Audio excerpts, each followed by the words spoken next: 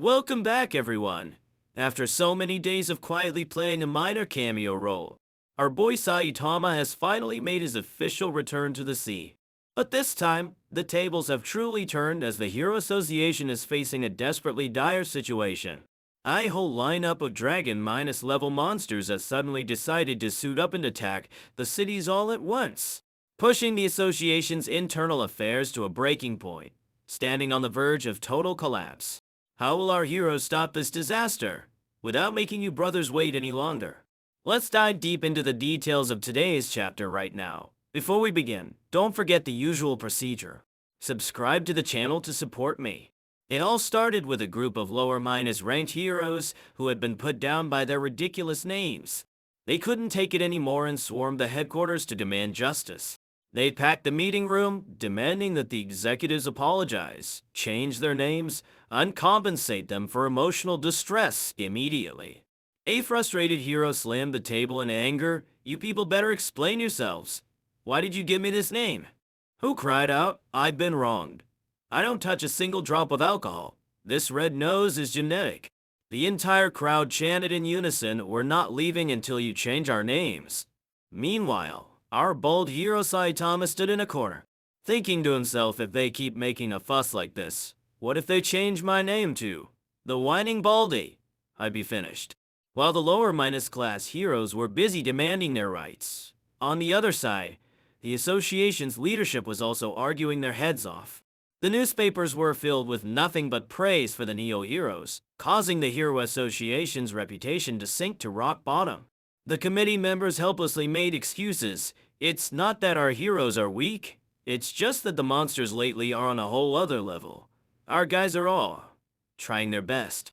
But the harsh truth was that compared to the neo-heroes with their organized logistics and leadership, the Hero Association was now like a snake without a head. Sweet Mask has vanished, Child Emperor has resigned, and the fan base has completely jumped ship to the other side. Someone impatiently shouted, "Doesn't the association have any talent left who can carry the burden?" Mr. sighed, thinking to himself, "It's too late. There's nothing left." Just then, the association's emergency broadcast blared urgently. "Breaking news! Breaking news! 5 dragon minus level monsters have appeared simultaneously in multiple areas." The entire meeting room fell dead silent. The executives who were just slamming tables moments ago were now so scared their mouths hung open, unable to utter a word. Even the hiding black sperm had to chuckle. 5 dragon minus levels at once. Are they celebrating the new year early or what? The heroes who had been aggressively demanding name changes outside the door also went quiet upon hearing the news. The order from the top was issued: all heroes must deploy immediately. The S- class heroes have entered the fight. At Battlefield N, Tank Top Master was confronting the Dragon minus level disaster Heavy Smoker. And just as his name implies, this monster was a smoke minus spewing machine. Poisonous smoke billowed around him, making Tank Top Master's condition worse by the second. Even though he was already battered and bruised, Tank Top Master was only worried about blocking the toxic smoke to prevent civilians from being harmed. Meanwhile, the monster gloated mockingly, "You look awful. I'm going to torture you slowly to death." Facing the line between life and death, Tank Top Master made an extremely risky decision. He tore off his tight minus-fitting tank top, mustered all his strength to expand his lung capacity, and then sucked all the poisonous smoke into his own body. He was no longer thinking about victory or defeat, only wanting to use his life to buy a few more minutes of safety until reinforcements arrived. On another battlefield, City D Tatsumachi was facing a giant, dragon minus level insect swarm. Seeing the writhing mass of bugs crawling all over, our big sister's face darkened with disgust. "What is this disgusting thing?" Before she could finish her sentence, the entire mass violently exploded right in front of her. At that moment in City T, Gen OS had also encountered the Great Gloom Clan, a dragon minus level disaster with a massive army.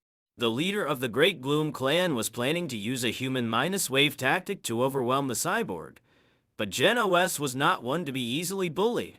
With a nice minus cold expression, he immediately activated the heat core in his chest, preparing to unleash a finishing blow to send the entire clan into oblivion in a single instant. While the heroes were bleeding out there, The atmosphere at the association headquarters was just as tense. The executive McCoy coldly stated that since they didn't know if their side could win this battle, it was best to proactively contact the Neo-Heroes. In a life minus or minus death situation, people's lives come first, so they should set aside their rivalry. He proposed a temporary cooperation, sharing the association's tactical information with the other side. Standing beside him, Mr. Sage had only remained silent, likely feeling completely powerless. The most ridiculous thing was that while the world was about to end, some rich folks were still casually gathered to play a game of Go. A guy with glasses seemed a bit nervous, asking if the defense systems here would hold up. But the rich kid with him boasted, "What's there to worry about? The Neo-Heroes will step in for sure." This place was destroyed in Tatsumachi's last battle. They spent billions of yen to reinforce it. It's guaranteed to be perfectly safe. Talk about jinxing it. The moment he finished speaking, a deafening explosion shook the entire building. The three rich kids were thrown outside, their faces drained of all color. Gone was their carefree demeanor. He hovered in the air like a god of death, and his target was none other than the strongest man on the planet King. At that exact, hair-minus-raising moment, a figure suddenly zipped over Mira's head. A leaping kick, a powerful roundhouse delivered with the calf, tore through the air and slammed straight into Machine God Mira with immense force. The person who had just appeared to save the day was Suko, Suiyoryu's sister, a new rookie who had just joined the association. The end of this chapter was truly beyond imagination, with Suko's incredibly cool appearance. Witnessing dragon-minus-level monsters being deployed like this, the clash in the next chapter is guaranteed to be a dramatic, action-minus-packed feast. Although Suko was very impressive, the one who moved me the most was Tank Top Master. People often call him the gatekeeper of the S- class because of his power limits. But look at how he fights. As for the organization, they are clearly a profound mystery throughout the story.